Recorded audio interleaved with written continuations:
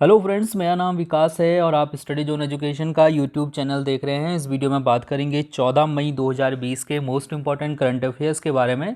तो ध्यान से देखिएगा इस पूरे वीडियो को। अगर आप किसी भी गवर्नमेंट जॉब एग्जाम की प्रिपरेशन कर रहे हैं तो डेली करंट अफेयर्स देखने के लिए चैनल को सब्सक्राइब कर सकते हैं। हम लोग रोज़ करंट अफेयर डिस्कस करते हैं जो कि आपके आने वाले सभी एग्जाम्स के लिए काफ़ी ज़्यादा बेनिफिशियल होंगी। तो चलिए शुरुआत करते हैं आज की करंट अफेयर्स का अपने पहले क्वेश्चन के साथ। इस वीडियो के लास्ट में मैं आपसे एक क्वेश्चन पूछूंगा दोस्तों, उस क्वेश्चन का आंसर आप लोग कमेंट करके मुझे ज़रूर बताइएगा।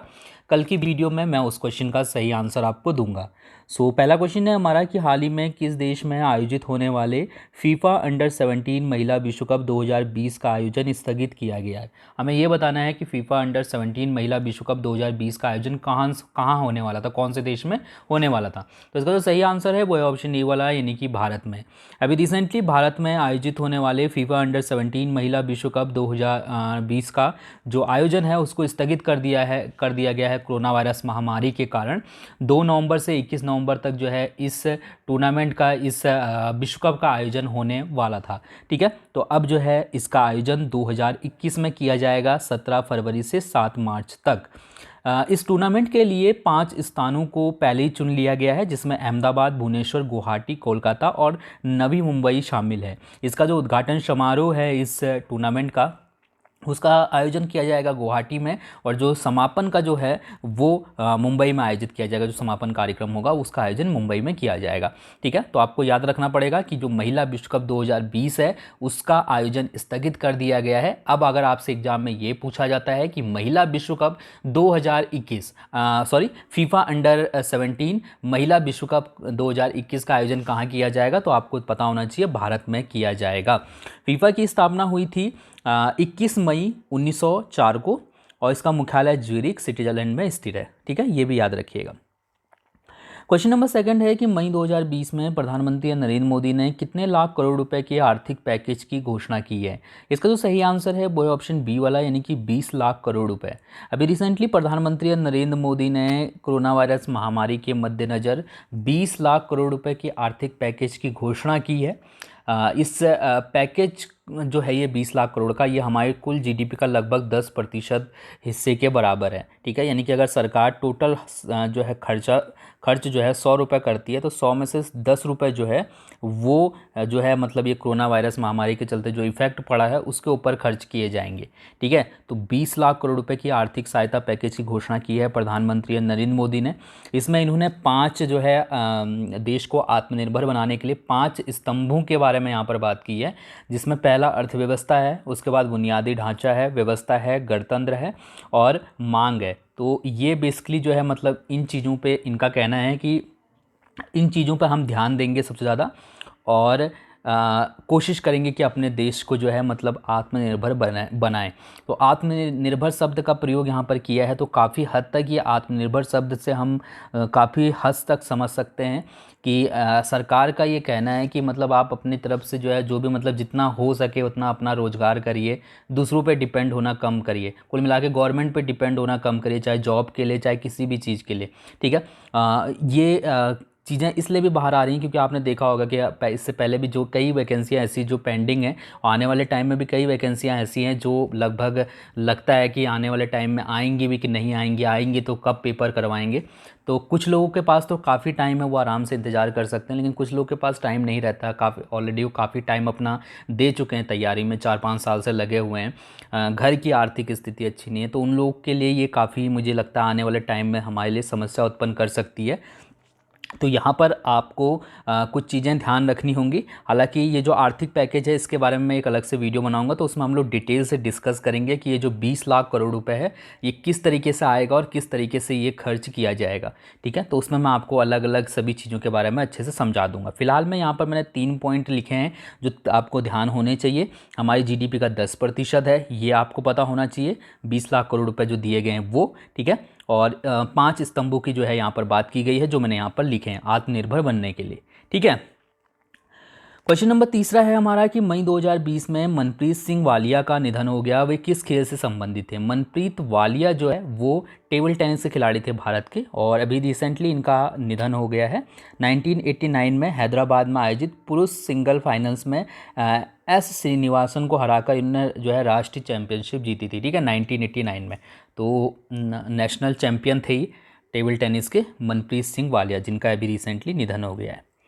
क्वेश्चन नंबर चौथा है कि मई 2020 में निम्नलिखित में से किस देश ने FIDE-Chess.com ऑनलाइन नेशंस कप जीता है? इसका सही आंसर ऑप्शन बी वाला है, यानी कि चीन ने।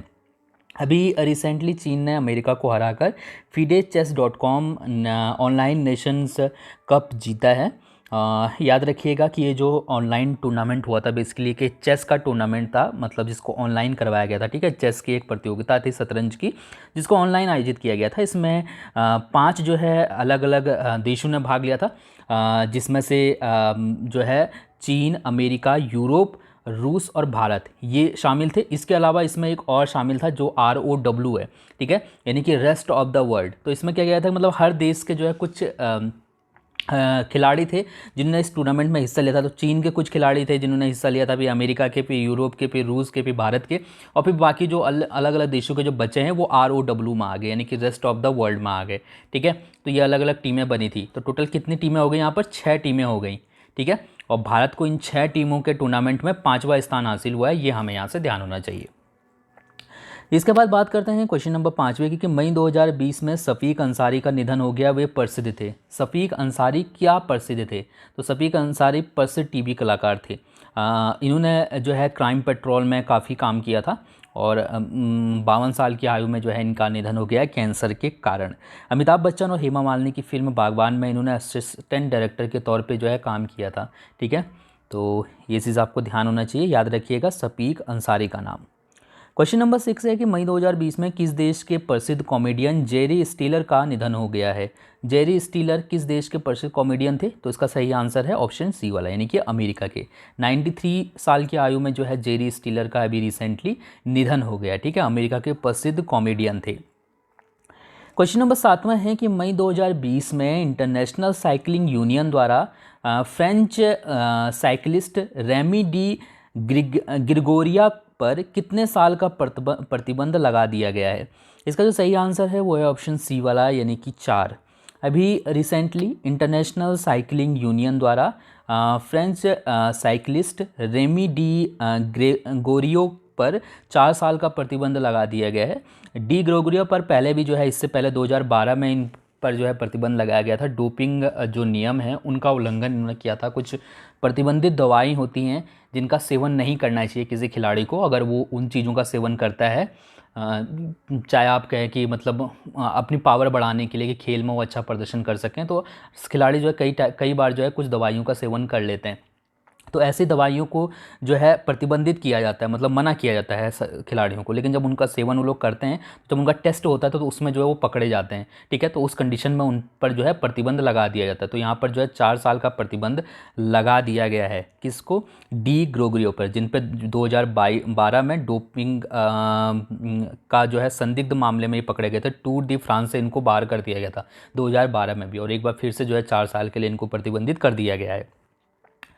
क्वेश्चन नंबर 8वां है कि मई 2020 में जनजातीय मामलों के मंत्री डैश ने जनजातीय आजीविकाओं एवं सुरक्षा पर एक वीडियो कॉन्फ्रेंस का आयोजन किया। कौन है जनजातीय मामलों के मंत्री? तो इसका जो सही आंसर है वो है ऑप्शन ई वाला, यानी कि अर्जुन मुंडा। अर्जुन मुंडा ने अभी रिसेंटली एक वीडियो कॉन्फ्रेंसिंग का आयोजन किया था। ये विषय था इसका जनजातीय आजीविकाओं एवं सुरक्षा पर, ठीक है। तो ये बेसिकली मतलब जो हमारे जनजातीय लोग हैं उनकी आजीविका और उनकी सुरक्षा को लेकर जो है ये वीडियो कॉन्फ्रेंसिंग आयोजित की गई थी, ठीक है। इसके बाद क्वेश्चन नंबर 9 है कि गुजरात सरकार ने किस शहर में होम डिलीवरी के लिए डिजिटल भुगतान को अनिवार्य कर दिया है? इसका जो सही आंसर है वो है ऑप्शन ए वाला, यानी कि अहमदाबाद में। अगर आप अहमदाबाद में रहते हैं और अगर आप कोई भी सामान अपने घर मंगाते हैं तो आपको पेमेंट जो है वो ऑनलाइन ही करना पड़ेगा, ठीक है। मतलब आप पैसा नहीं दे सकते, और ऐसा इसलिए किया गया कि जो करेंसी है उसकी वजह से जो है कोरोना वायरस फैल सकता है। तो इसी के मद्देनज़र ये फैसला लिया है गुजरात सरकार ने।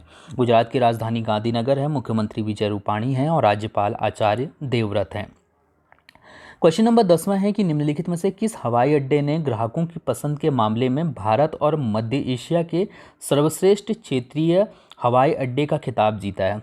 इसका जो सही आंसर है वो है ऑप्शन ए वाला, यानी कि बेंगलुरु हवाई अड्डा। बेंगलुरु हवाई अड्डा जो कि है केम्पेगौड़ा इंटरनेशनल हवाई अड्डा बोलते हैं इसको, तो इसने ग्राहकों के मामले में भारत और मध्य एशिया के सर्वश्रेष्ठ क्षेत्रीय हवाई अड्डे का खिताब जीता है। ठीक है, यानी कि ये भारत और साथ ही साथ मध्य एशिया का सबसे अच्छा जो है हवाई अड्डा है, केम्पेगौड़ा इंटरनेशनल हवाई अड्डा। ठीक है, बेंगलुरु हवाई अड्डा, ऑप्शन में दोनों में से कोई भी एक होगा, आप सही कर देंगे। ठीक है, या तो केम्पेगौड़ा इंटरनेशनल हवाई अड्डा होगा या फिर बेंगलुरु हवाई अड्डा होगा। क्वेश्चन नंबर 11वां है कि मई 2020 में निम्नलिखित में से किसे सीबीएसई का नया अध्यक्ष बनाया गया है। सीबीएसई के नए अध्यक्ष बनाए गए हैं मनोज आहूजा, यानी कि ऑप्शन डी वाला यहाँ पर से सही है। और इससे पहले जो है अनीता करवाल जो है सीबीएसई की अध्यक्ष थी, तो अनीता करवाल का जो है प्रमोशन या ट्रांसफ़र आप कह सकते हो कर दिया गया, इनको सचिव बना दिया गया है।